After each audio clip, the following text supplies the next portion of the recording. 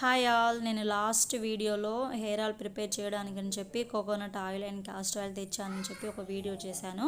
So నేను ఇప్పుడైతే hair oil prepare చేస్తున్నాను. దీనికోసం ఫస్ట్ ఒక 1/2 litre coconut oil and 1/2 litre castor oil తీసుకోవాలి. సో ఫస్ట్ అయితే కోకోనట్ ఆయిల్ కొంచెం ఒక 2-3 మినిట్స్ బాయిల్ అయిపోయిన తర్వాత 2 టేబుల్ స్పూన్ మెంతులు అండ్ 2 టేబుల్ స్పూన్ కాలోంజీ సీడ్స్ అంటారు కదా, సో అది కూడా యాడ్ చేసుకోవాలి.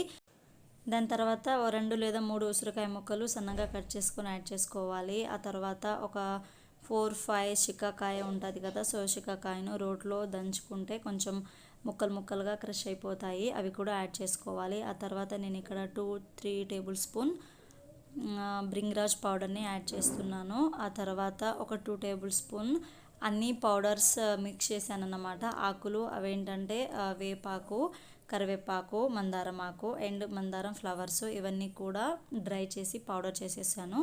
సో ఈ పౌడరు అండ్ బ్రింగ్రాజ్ పౌడర్ అన్నీ కూడా 2 టేబుల్ స్పూన్ చొప్పులు యాడ్ చేసేసి 10-15 మినిట్స్ లో ఫ్లేమ్లోనే బాయిల్ చేసుకోవాలి. సో అప్పుడు మనకు ఆయిల్ మొత్తం కూడా గ్రీన్ కలర్లో రెడీ అయిపోతుంది. సో అందులో నేను ఇప్పుడు కాస్టర్ ఆయిల్ని కూడా యాడ్ చేస్తున్నాను. సో కాస్టర్ ఆయిల్ కూడా 1/2 లీటర్ కోకోనట్ ఆయిల్కి 1/2 లీటర్ కాస్టర్ ఆయిల్ యాడ్ చేసుకోవాలి.